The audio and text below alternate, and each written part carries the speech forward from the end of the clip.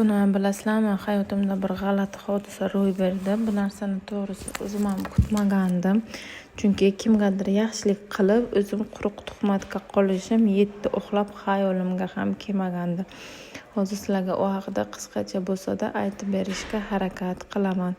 Bilasizlar, Instagramga anchadan beri avtomaktab haqida roliklar va reklamalar qo'yib boraman. Bu narsani biror marta pul olmaganman. Shunchaki o'qituvchilarimga menga yaxshi ta'lim berishgani va ularning ish sifati menga yoqqanligi sababli bu ishni doim qilardim. O'zlari iltimos qilishgani uchun o'shanda ham o'zimdan bilaman, chunki kimgadir bu narsa yoqadi, kimgadir yoqmaydi. Hamma har xil. Kimdir oilasi to'g'ri tushunadi, kimdir oilasi to'g'ri tushunmaydi. To'g'risi ko'pchiliklari meni даже bloger ekanligimni bilishmasdi. Shu uchun men o'zim blogerman deb sira maqtanmaganman. Lekin bilishib u yoqda ko'rishgandan so'ng o'zlari iltimos qila boshlashuvdiki, nomerimni, qilgan ishlarimni, keyin dars berish sifatimni aytib o'tsangiz sizlar juda ham xursand bo'lardim deyishganligi sababli men 3-4 marta reklama qilib berganman. Keyin o'zimni doimiy vajdeniyaga olib chiqadigan domlam bor edilar. U kishi bilan juda ham yaxshi kelishardik. Menga doim yordamlar qilib, yordamlar qilib, vaqtiga olib chiqib, ko'proq haydattirib, boshqalarga aytmagan, boshqalarga unchalik ham o'rgatmagan usullarni menga o'rgatardilar. Keyin u kishidan g'oya chiqdiki, davay birga reklama olamiz, siz syomkasiga tushib berasiz deb. To'g'risi bu narsaga boshida bir g'alati qaradim, chunki u kishining turmush o'rtoqlari juda ham injiq va hozir 2 qatligi sababli fe'li juda ham og'ir va tez asabiylashadigan bo'lib qolganligi sababli bu narsani u qanday qabul qilishi menga ozgina erishroq tuyuldi. Lekin u kishining yuzlaridan o'tolmaganligim sababli yo'q deya olmadim va bir kun kelishib borib syomka qilib o'sha reklamani olishga qaror qildik. O'zimni adminim va SMMchigim bilan birga bordim, ideya o'yladim, qanday qilsam yaxshi bo'ladi, chiroyli bo'ladi deb. To'g'risi reklamalarimni olayotgan vaqtimga boshqalarga taqlid qilmaslikka, o'zimga xos, o'zimga oid yo'nalishda kontent olishga maksimal darajada harakat qilaman. Shu uchun bir ideya o'ylab borgan edim. Keyin videoni oldik.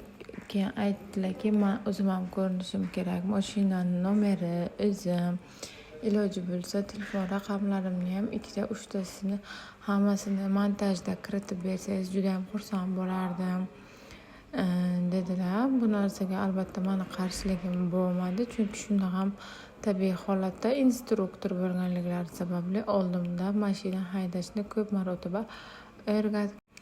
Keyin xo'p dedim, ikkalamiz ham birga syomkaga tushdik. Agar u video sizlarga interesli bo'ladigan bo'lsa, bemalol profilimdan kirib ko'rishinglar mumkin.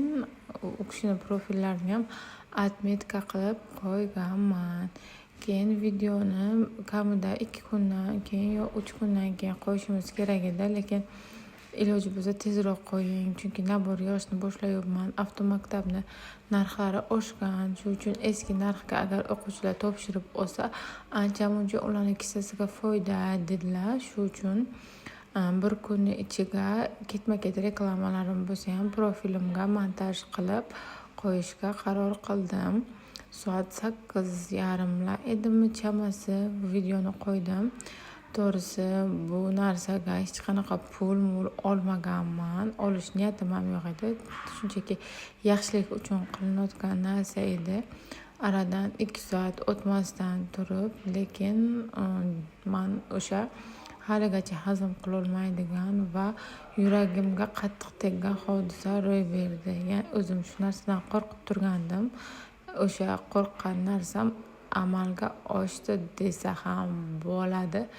Ya'ni adminimga u kishining turmush o'rtoqlari tomonidan telefon qilinib, meni nomerimni so'rashgan, o'zimni profil akkauntimga har xil haqoratli so'zlar, tuhmatlar yozilgan.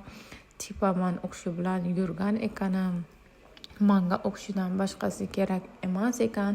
O'qishidan tortib olar ekanim, miyalarni aljida ekanim, o'sha uchun o'qishiga yopishib olgan ekanim. Shunga o'xshash har xil haqoratomuz so'zlar orqali meni haqorat qilishni boshlashdi. To'g'risi bu narsaga boshida jim qarab turib vaziyatni tushuntirishga harakat qildim, lekin oxirida o'zim jabr chekaman deb sira kutmagandim. Ya'ni asta sekinlik bilan bu narsa meni asabimni buzib, boshqalarning davleniyasi ko'tarilishni boshlasa, menga aksincha tushishni boshladi. Davleniyam 120 ga 80 bo'lib yursa, 110, 100, 90, 80 ga 50 gacha, ya'ni 75 ga 40 gacha tushish ehtimollari bo'ldi va men o'zimni behol, uyquchan, karaxt va harakatsiz holatda his qila boshladim. Kechqurun soat 2:30da уже mazam juda qattiq qochishni boshladi va tez tibbiy yordamga murojaat qilishga majbur bo'ldim. Tez tibbiy yordamdagilarga alohida kattakon rahmat, tezda kelib tibbiy yordam ko'rsatganliklari uchun. Keyin ukol qilishdi, tilim arqaga ketishni boshlagan ekan. O'zim bu narsani to'g'risi eslay olmayman. Shunchaki atrofimdagi insonlar shu gapni menga aytishgani uchun sizlarga aytib beryapman. Tilim arqaga ketishni boshladi. Ancha-muncha o'zimga kelishim qiyin bo'lgan, yarim soat 40 minut. O'zimga kelganimdan so'ng qanday, nima, qayerda bo'lganligini to'g'risi unchalik ham eslay olmadim. Keyinchalik ularning so'zlaridan kelib chiqqan holatda nima bo'lganligini eslashni boshladim. Yaxshilik qilaman deb quruq tuhmatga qolganim to'g'risi menga juda ham qattiq alam qildi. Chunki boshqalarga qilib bergan vaqtimga minnatdor bo'lib, samimiy so'zlar bilan menga o'z fikr mulohazalarini bildirishardi, lekin bu safar nimagadir unaqa bo'lmadi. Nabrot aksincha bo'ldi. Keyin to'g'risi men skoriga Gorbanisaga yotgan edim. Oyim telefon qilishni boshladi. Qizim, qayerdasan, nima qilib yuribsan, nimaga haligacha kelmading deb o'shaga nima deyishga to'g'risi tilim lol. Chunki agar bu hodisani bilsalar, mendan ham ko'ra ko'proq qattiq xafa bo'ladilar deb o'yladim u indamadim. Bu kechqurun soat 2:30dan bugunasi soat 11:30-12 gacha men doktorlar nazoratida o'tirdim. Doktorlar meni gemoglobinimni, EKG'imni, ehoyimni, EEG'imni tekshirishdi va menda qonning kamligi, quyuqlashuvi, shu sababli davleniyaning tez pastga tushishiga o'xshagan holatlar bo'lishi aniqlandi. Hozir bu narsani bartaraf etish uchun lecheniya olyapman.